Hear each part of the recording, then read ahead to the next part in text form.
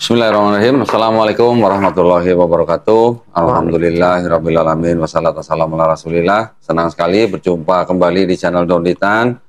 Alhamdulillah pada hari ini saya sekarang sedang berhadapan-hadapan dengan, saya manggilnya apa ya? Ya, Ahmad, Jimmy Ahmad. Ustadz Ahmad Jimmy. Iya. Jimmy apa Ahmad nih? Jimmy Ahmad bisa. Jimmy Ahmad, aja lah, ya. Jimmy aja ya. Ya. Nama aslinya Jimmy. Jimmy, nama aslinya. Dengan Jimmy aja. Nah, alhamdulillah sekarang di depan saya ada saudara Jimmy. Beliau ini adalah katanya mantan laskar Kristus yang di Poso. Iya. Jadi pada waktu yang ada kerusuhan itu. Iya, benar sekali, sangat tepat. Jadi tahu dong latar belakangnya apa? Tahu banget. Dari Tahu A banget. sampai Z-nya insya Allah tahu. Pemirsa, ya penasaran nggak? Kita pengen dengerin ya. Pada waktu kerusuhan itu berarti Jimmy sudah tergabung dengan Laskar Kristus. Iya, masih Sudah Kristen, masih Kristen. Masih Kan? Jadi Kristen. harus. Jadi saat itu mau tidak mau melibatkan diri, dilibatkan dan melibatkan diri. Kalau tidak melibatkan diri malah Kita dianggap pengkhianat. Oh, oke. Iya. Jadi harus. Harus. Tapi sebelum ada kerusuhan itu sudah berapa lama Jimmy bergabung dengan Laskar Kristus? Sebetulnya nanti setelah kerusuhan bahkan gini. Sebelum kerusuhan, saya kan masih sekolah tuh, status STM. Oh, STM. Iya. STM yang sering berantem. Yang sering berantem memang. Terus? Bawaannya memang kayak gitu kan. Terus? STM saya di Bala Keselamatan. BK, Bala Keselamatan itu Oke. punya orang Belanda kalau nggak salah. Itu sekolah Kristen. Oke. Tapi kita ambil kejuruan. Nah, 98 itu kan sudah pecah di Poso, sudah kerusuhan. Sudah mulai. Saya sudah kerja di bengkel resmi Honda, itu punya orang Cina Manado. Oke. Nah, setelah itu saya sudah selesai sekolah itu 2000, ya tahun 2000. Pecah lagi kerusuhan Poso. Nah, rumah saya 2000 dibakar, 3 kali dibakar rumah saya. Rumahnya Jimmy dibakar Iya. oleh orang-orang Islam. Muslim. Iya. Oke. Terus? Sehingga timbul tuh dendam saya kepada orang Islam. Memang sebelum kerusuhan memang kita sudah musuh lah, sudah menganggap orang Islam itu musuh. Nah, itu tidak bisa dipungkiri lagi. Berarti sebelum kerusuhan memang sudah ada api dalam sekam. Sudah ada api dalam sekam. Terjadi lagi kerusuhan lebih parah lagi. Berapa lama tuh api dalam sekamnya? Itu ya lumayan sih. Sejak saya Kristen itu memang kebencian saya terhadap Islam itu luar biasa kok. Sebelum kerusuhan? Iya. Bahkan apalagi saya sudah kerusuhan. Oh, malah tambah benci lagi? Malah tambah benci lagi. Makanya dulu saya terakhir itu ngatur penyerangan itu saya bersama ngatur penyerangan? Ngatur penyerangan. Sebagai apa di Laskar Kristus? Jadi gini, saya kalau membunuh secara langsung, nyembeli orang Islam secara langsung enggak. Alhamdulillah belum pernah. Tapi kalau dibilang secara tidak langsung, iya. Karena kenapa? Saya ngatur penyerangan saat itu. Tapi alhamdulillahnya saat itu tidak ada korban jiwa. Oke. Iya. Ini maksudnya penyerangan ini berarti yang disebut dengan kerusuhan itu ada kerusuhan yang memang ada berantem secara fisik, secara langsung dua kelompok itu di tempat tertentu gitu. Berapa kali? Banyak. Sering kali? Banyak kali itu. Jadi seringnya itu berhadapan-hadapan itu banyak kali kok. Karena terjadi di beberapa titik. Ada yang di Poso Pesisir, ada yang di Poso Kota, Kecamatan Lage, kemudian di daerah Pendolo, kemudian daerah Mori itu kena juga dampaknya di desa istri saya di Pelero. Semua kena dampak tuh. Kena dampak. Nah, kita itu berhadapan-hadapan tuh. Orang Islam sama orang itu berhadapan-hadapan. Jaraknya ya kurang lebih ada yang 500 km, kadang 500 meter. Ya 500 km. 500 meter itu kadang kita tuh udah mepetan, udah ketemu memang fighter. Kadang cuma pakai, dulu kan masih pakai pedang. Oh, pedang. Pedang sama tombak. Sama ketapel, panahan. Panah juga ada panah? Iya, panah. Oh, jadi terus? sehingga betul-betul kita memang face to face ketemunya. Nah, makanya betul-betul ketika kerusuhan Poso itu tidak bisa kita menolak takdir saat itu. Karena mau tidak mau kita harus dilibatkan dan harus melibatkan diri untuk membela agama saat itu. Korban jiwa total dari dua pihak waktu itu berapa sih kira-kira? Ribuan. Termasuk yang tidak ikut perang tapi dibakar rumahnya ada? Ya, karena gini, kerusuhan Poso itu yang benar-benar banyak menjadi korban itu orang Islam. Nah, yang fatalnya, yang parahnya, justru yang diproses tidak ada satupun dari tokoh intelektual orang Kristen, tetapi semua tokoh intelektual orang Islam diproses. Oh. Nah, gitu. Sehingga ada kecemburuan orang Islam, ketidakadilan di situ sampai hari ini. Ya, namun kita tidak perlu ini sebenarnya Ini kan sudah selesai. Iya, ini kan sudah selesai. Ya, Kita ya. hanya flashback aja. Ya. Bagaimana mengingatkan teman-teman supaya kita ini sebagai orang Islam ini perlu hati-hati. Hanya sebatas itu. Oke lah, saya mau mundur sedikit ya. Iya. Laskar Kristus itu apa? Nah, di Poso dulu itu kok ada beberapa pasukan tuh. Beberapa pasukan. Jadi yang tertinggi itu dulu itu pasukan kelelawar. Terus? Ya. Jadi pasukan kelelawar itu dikomandai oleh yang 3 orang tertangkap dulu itu. Tibo, Fabianus Tibo, Domingo sama Marinus. Tapi pimpinan atau pucuk pimpinan lapangannya itu Fabianus Tibo. Itu pucuk pimpinannya itu. Laskar Kristus itu ormas. Dia salah gini.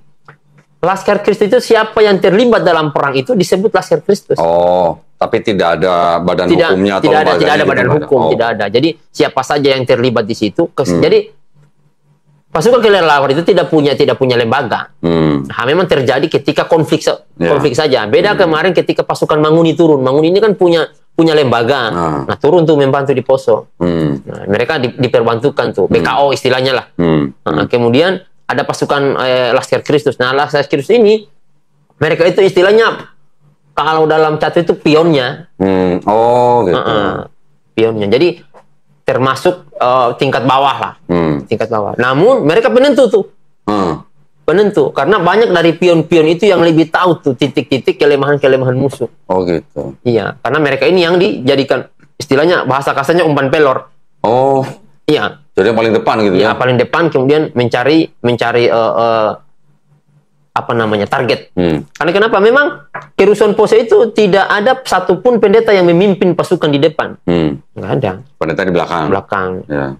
Terjadi apa-apa, pendeta kabur duluan. Oh. Jemaah yang mati. Oh, gitu.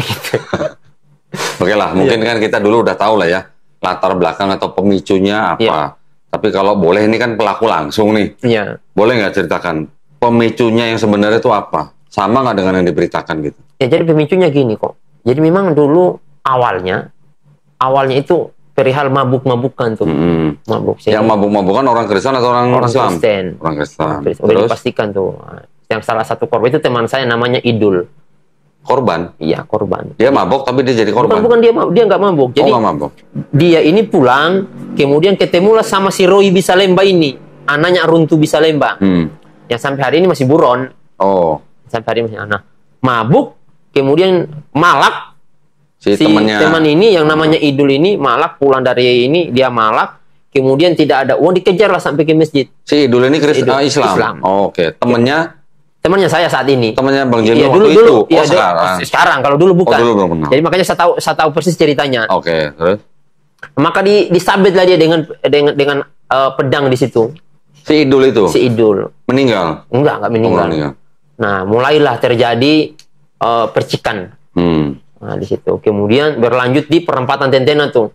Saya ingat itu ketika saya mau pulang ke kampung malam minggu. Malam minggu itu sudah mulai lempar-lemparan itu. Sudah mulai lempar-lemparan di daerah perempatan Tentena. Di kota itu? Di kota. Oh, terus? Di kota. Nah, sudah. Ternyata besoknya udah pecah. Udah pecah tuh.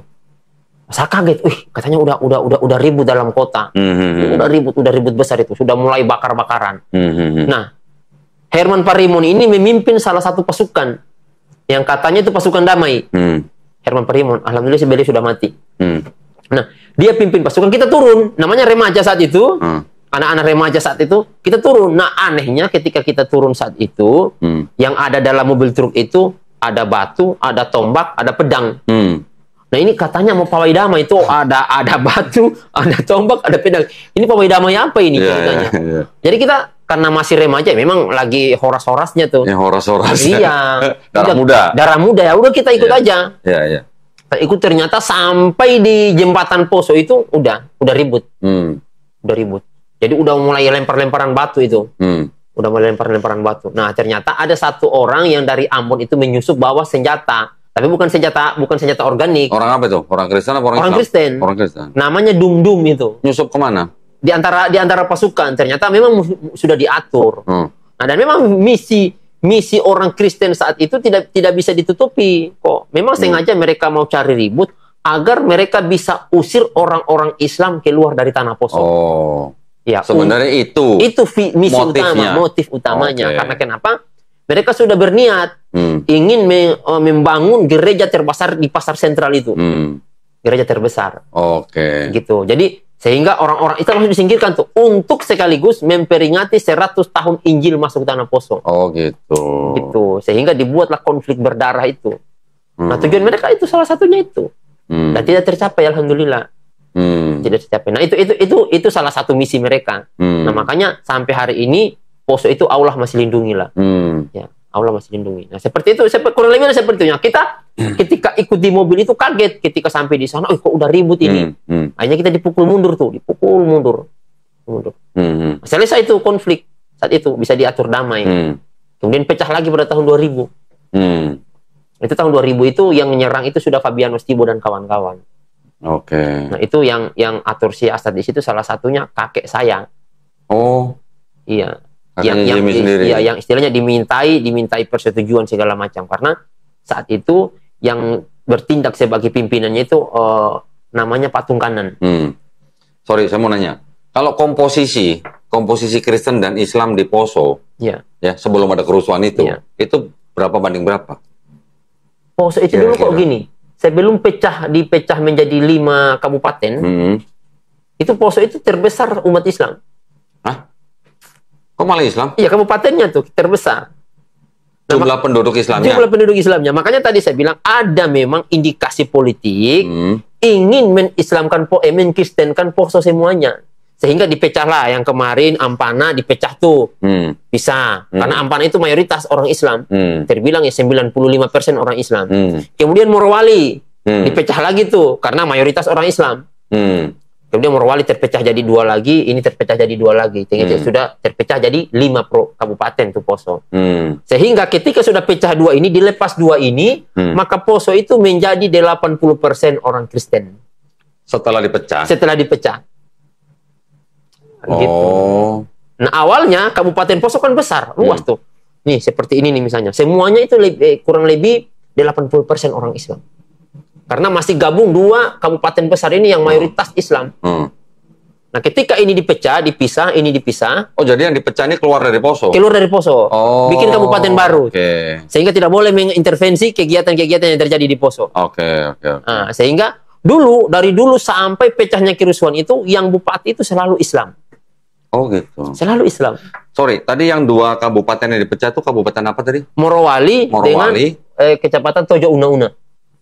Oke, itu menjadi di luar Poso berarti. Di luar Poso sudah berpisah dengan Poso. Sudah berpisah dengan Poso. Setelah itu keluar, jadi Posonya 80% jadi Poso 80% Kristen. Oke. Gitu. Jadi memang salah satu tujuannya juga dibuat kerusuhan itu agar Poso itu menjadi mayoritas Kristen. Karena mereka malu. Karena mereka malu.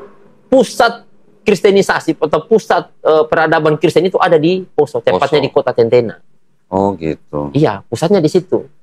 Nah, makanya saya kerinduan saya dulu ingin diskusi, mudah-mudahan ini bisa didengar oleh Pendeta Rinaldi Damanik. Saya sebetulnya ketika saya masuk Islam ini, saya ingin berdiskusi dengan Pendeta Rinaldi Damanik. Itu 3 kali saya surati itu beliau. Beliau di Poso? Beliau di Poso. Terus? Saat itu beliau sudah tidak menjabat sebagai ketua sinode. Saya ingin berdiskusi dengan beliau tentang apa yang saya ketahui soal Bibel ini. Tentang ajaran-ajaran yang disembunyikan, yang tidak disampaikan. Ini kan mereka tutup-tutup itu, tidak disampaikan ke umat. Nanti dulu dong, ini udah ke Bible aja. Posonya belum kelar ini. Kita selesaikan Poso dulu kok. Enggak, maksudnya, oke, kita tahu komposisinya tadi, terus ada pemecahan kabupaten, sehingga Poso menjadi mayoritas Kristen, terus kemudian dibuatlah semacam kayak upaya untuk menjadikan Poso mayoritas Kristen. Ya 80% kan sebenarnya udah mayoritas ya? Iya, mayoritas. Tapi maunya gimana? Maunya 100%? Iya, maunya 100%. Oke, terus akhirnya terjadilah kerusuhan. Sebetulnya gini kok, kerusuhan itu sebelum terjadi pemecahan malah. Oh malah sebelum pemecahan? Iya, sebelum terjadi pemecahan provinsi, kabupaten itu sudah terjadi kerusuhan. Oke. Gitu. Nah, jadi pemecahan itu disebabkan karena kerusuhan atau bagaimana? Iya, karena kerusuhan juga. Oh gitu. Iya, karena kerusuhan juga. Jadi sehingga dipecah-pecah lah. Walau alam ini, apakah memang ada karena dampak dari itu, tapi memang sudah takdirnya mungkin. Tapi memang itu sudah lama. Bahkan kemarin itu ada isu yang berkembang, bukan isu yang berkembang, memang udah diviralkan tuh bahwa akan memisahkan diri Sulawesi Timur. Sulawesi Timur. Oh, mau bikin sendiri? Ya, jadi Poso ini akan dijadikan ibu kota provinsi. Oh. Nah, jadi ini sebetulnya kemauan para pakar-pakar politik yang ada di sana. Jadi kerusuhan, makanya kerusuhan ini kadang bukan karena keinginan kita, kadang oleh aktor-aktor intelektual, aktor-aktor politik ini, sehingga yang menyebabkan terjadinya hal-hal yang seperti itu. Karena yang terlibat kemarin di Poso itu kok tidak bisa dipungkiri. Para anggota-anggota dewan, asisten 1, asisten 2, asisten 3 tuh disebut semua tuh sama Fabianus Tibo. Oh gitu. Nah, tokoh intelektual 16 orang ini tokoh gereja dan tokoh intelektual pemerintahan semua.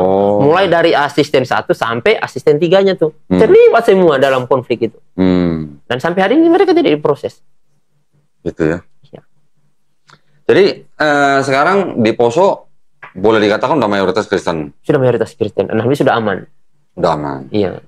Muslim-muslim yang di sana aman. Iya, aman alhamdulillah. Ya walaupun memang secara birokrasi mereka yang menguasai, tetapi secara gimana ya? Sehari-harinya tetap umat Islam. Ya. Sehari-harinya maksudnya tetap umat Islam gimana? Kayak dulu beda kok. Dulu umat Islam itu kalau dizolimi nggak bisa ngapa-ngapain. Oke. Iya, tapi kalau hari ini umat Islam dizolimi pasti bergerak tuh. Oke. Ya beda kayak dulu. Dulu kamu zolimi separah apapun ya umat Islam diam, bahkan mungkin menyingkir. Tapi kalau sekarang enggak.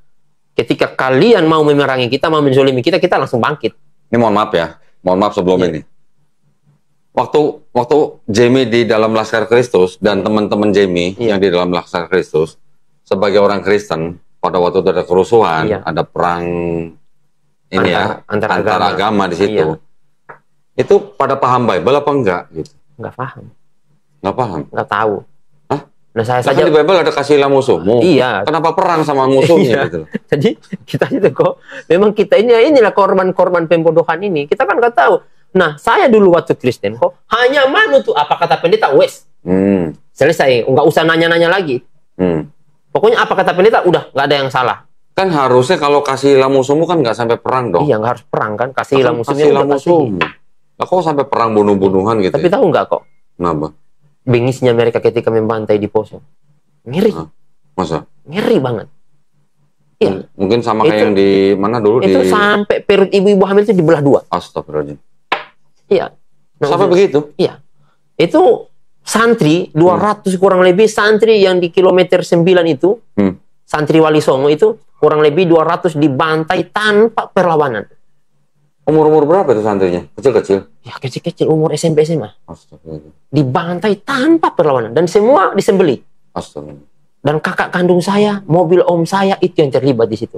Yang ngangkat mayat itu kakak kandung saya. Yang mobilnya yang dipakai mobil adik kandung ibu saya. Lah. Ya. Waktu itu Jamie nggak ikut? Saya ikut kok, tapi ngiri kok. Jadi gini ceritanya. Saya takut lihat saat itu mayat itu begitu sudah berkelimpangan tuh. Ya karena gini, ketika diserang itu, ini kan umat Islam kan berlindung di masjid, serang tuh masjidnya, dibabat tuh habis orang dalam. Nah, orang yang di lainnya itu pada kabur tuh ke sawah. Ketika mereka kabur di sawah dikejar tuh. Yang bagian depan itu ngejar kok ditebas kakinya, biar nggak bisa lari tuh. Setelah jatuh, diperintahkan tuh, itu diperintahkan langsung. Dipastikan semua orang itu harus disembelih. Tidak boleh terlewatkan satu orang pun untuk memastikan mereka semua tewas. Nah, jadi ketika sudah ditebas, didapat disembelih, dikumpulkan di masjid. Ditumpuk tuh di masjid. Supaya dipastikan diseret satu-satu di bawah. Kemudian dimuat dengan mobil truk. Dimuat dibawa kemana? Nah, dulu sombongnya tuh si Tibo disuruh bawa ke Kodim, ke Kodim. Tumpah di Kodim tuh ini mayat ini. Ini untuk menunjukkan kekuatan umat Kristen saat itu kok. Nah, akhirnya diputuskan untuk dibawa di kilometer 22 itu, di antara desa Pandiri dan desa Tampe Madoro. Nah, di kilometer situ sudah mereka ditumpah ada 3 tempat. Setelah itu dibakar. Mayatnya dibakar. Sampai sebengis itu. Makanya kalau kok tadi bilang itu kasihilah musuhmu, kayaknya ayat itu mereka lupa mungkin. Atau mungkin mereka nggak baca. Kemungkinan besar nggak tahu ya. Kemungkinan besar nggak tahu. Kita ya biar persangka aja mereka nggak tahu. Ya. Tapi pendetanya tahu kok. Hah? Pendetanya tahu? Pendetanya tahu. Kenapa nggak disampaikan kan? Pendetanya nggak sampaikan mungkin. Iya. Mungkin lupa dia. Atau mungkin ayatnya sudah diganti kali. Kita nggak tahu kan karena. Nggak diganti. Masih ada. Masih ada. Masya Allah. Aduh, Masya Allah. Terus waktu itu aparat keamanan gimana? Jadi gini kok. Jadi saat itu aparat keamanan masih sangat terbatas. Ya, Poso saat itu hanya punya 1 batalion.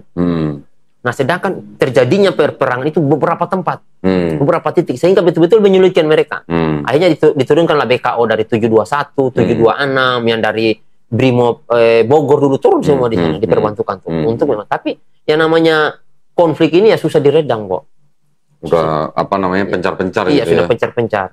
Nah, alhamdulillah kemarin 2024 bisa disterilkan tuh, bisa mulai diamankan dari 2022, 2023 itu mulai tuh diamankan tuh. Diamankan. Alhamdulillah sampai sekarang sudah aman. Mengerikan ya sebenarnya. Mengerikan. Jadi saya kalau melihat kasus saat itu kok, kalau seandainya orang Islam itu jahat, kalau seandainya orang Islam jahat, Poso itu kecil, ibarat ini ya, maaf ya, ini Poso itu cuman seperti ini nih, umat Islam yang ada di Poso nih. Cuman segini nih. Nah, seginilah. Kurang lebih segini nih. Ini yang kelilingi mereka ini semua orang Islam. Oke. Kalau seandainya mereka mau cuma dilipat satu kali selesai. Yang sekelilingnya ini kalau mau melipat Poso. Kalau mau lipat Poso ini. Kalau mau ditutupi itu, mau dihabiskan semua orang Kristen yang ada di Poso. Makanya saja teman-teman orang Kristen berpikir. Ampana, Lubuk itu mayoritas orang Islam. Parigi, Palu itu kan ini batasannya nih. Parigi, Palu orang Islam. Ampana orang Islam. Lubuk orang Islam, kemudian Morowali orang Islam, Makassar orang Islam. Nah, kalau 4 titik ini sekali bergabung di situ, nggak ada apa-apanya kamu. Bukan cuma jadi bubur lagi, jadi air semua kamu itu. Nah, tapi orang Islam tidak seperti itu. Iya, orang Islam tidak seperti itu. Ketika terjadi konflik, ya kamu sama kamu konflik. Iya, kita hanya membantu tuh. Oh, jadi pada waktu ada kerusuhan di Poso itu, umat Islam yang di sekeliling itu tidak datang? Tidak bisa didatangkan saat itu kok, karena mereka sudah blokade tuh. Karena kan mereka yang apa namanya, yang kuasai jalur tuh, yang kuasai jalur. Nah, alhamdulillah ya ada sih bantuan, itu tidak bisa dipungkiri tuh, bantuan teman-teman dari Jawa. Datang membantu, itu membantu menguatkan iman mereka tuh. Agar kamu paham bahwa sesungguhnya ketika kamu diperangi dan kamu memerangi mereka, sama-sama tuh kita berperang, insya Allah kamu sahid. Baru tuh mulai tuh bangkit keberanian orang-orang Islam.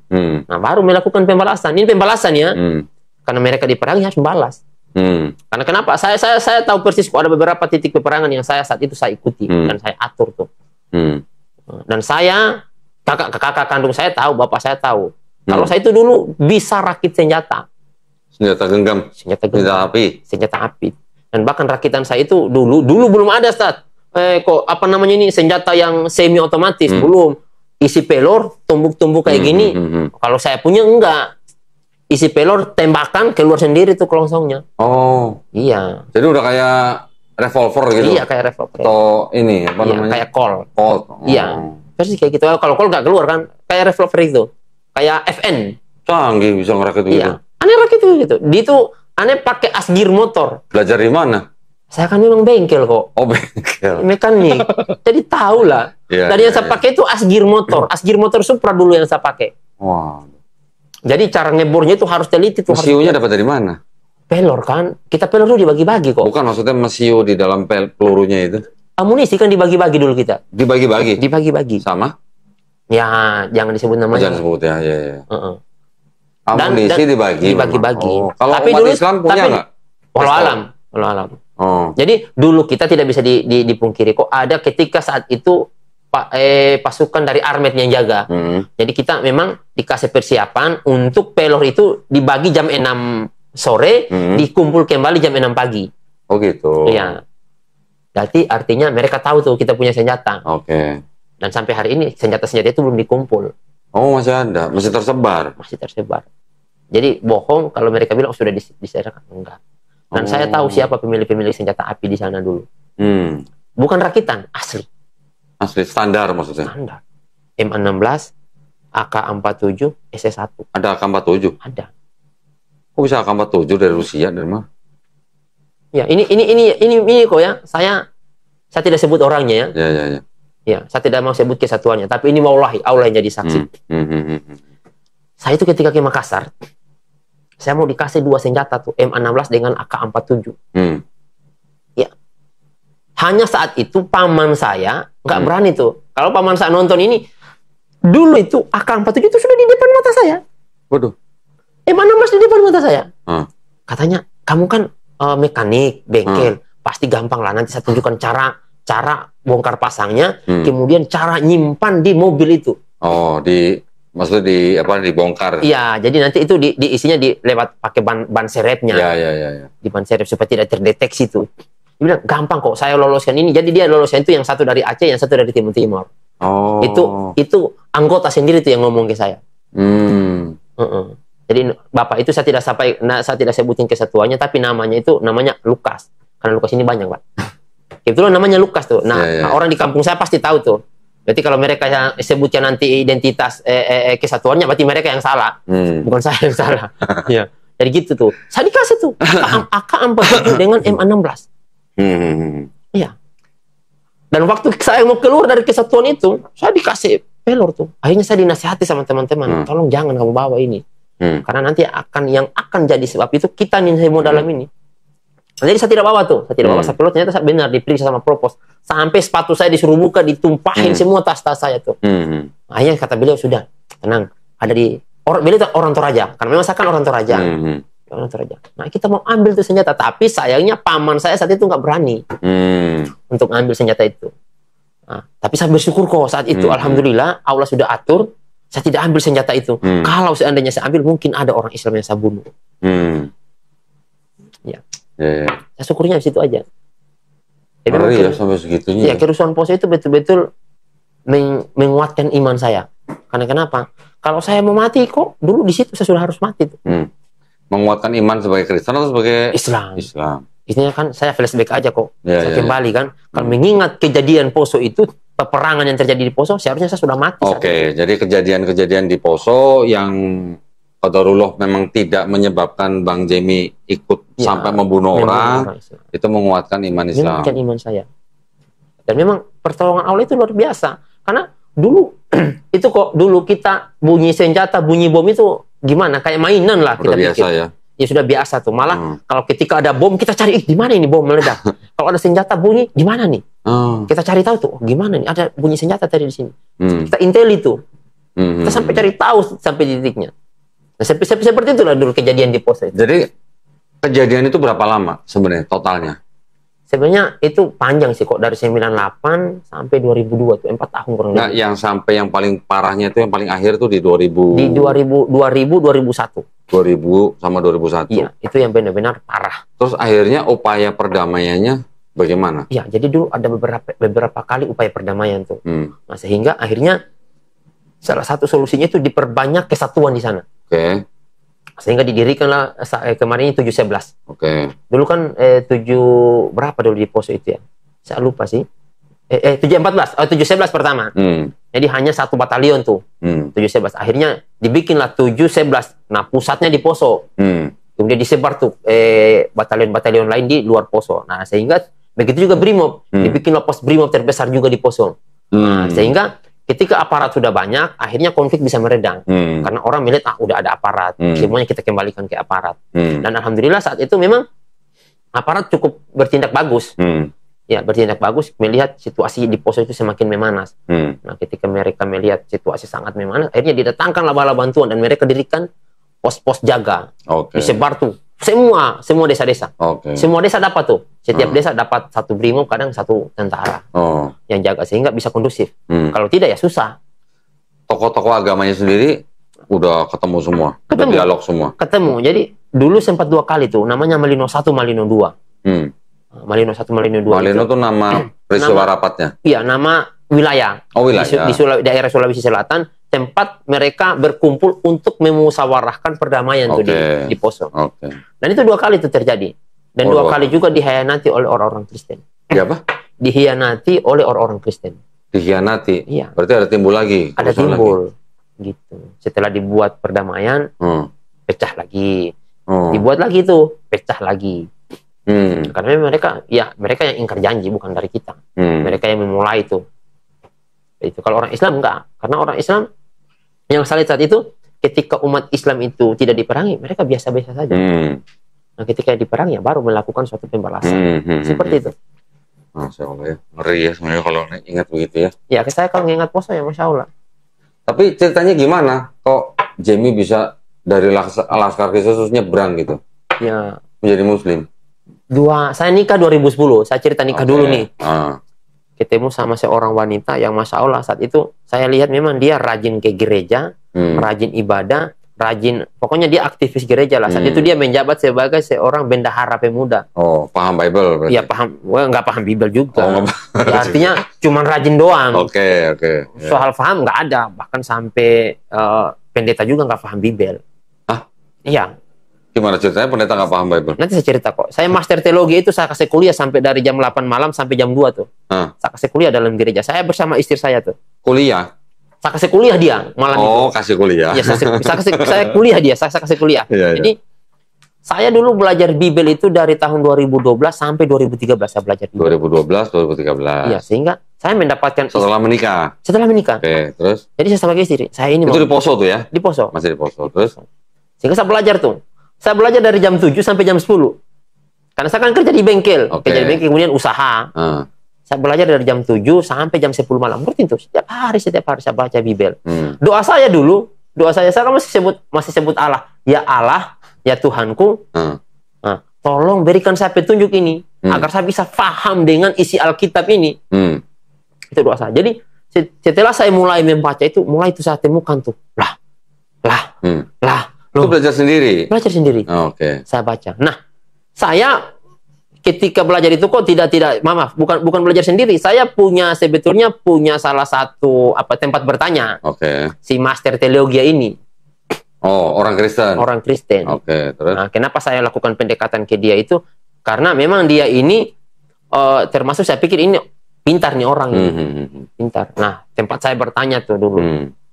Ketika saya dapat kejanggalan-kejanggalan ini, saya sebetulnya belum mau diskusikan sama mereka, mau debat dengan mereka. Cuma saya tanya, ini kenapa begini, ini kenapa begini. Nah, sehingga puncaknya itu saya tidak mau gereja lagi. 2013 saya tidak mau gereja lagi. Sehingga mereka sudah sampaikan saya, oh ini Jamie sudah masuk Islam ini. Sudah tidak datang gereja. Mereka datangi saya ke rumah. Terus?